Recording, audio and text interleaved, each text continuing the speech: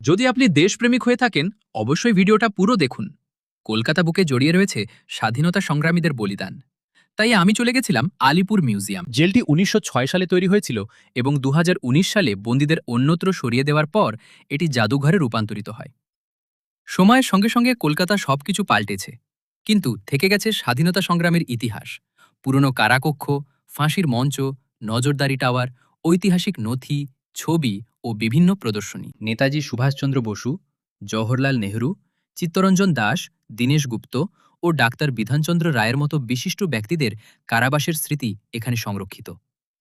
এটি শুধু একটি মিউজিয়াম নয়, ভারতের স্বাধীনতা সংগ্রামের ইতিহাসকে পুরনো কারাগারের পরিবেশের মধ্য দিয়ে অনুভব করার একটি অনন্য স্থান।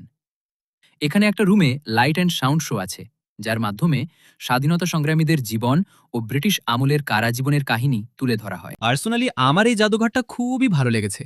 তাই তোমাদের হাতে যদি একদিনের ছুটি থাকে, তাহলে এই জায়গাটা অবশ্যই ঘুরে আসুন।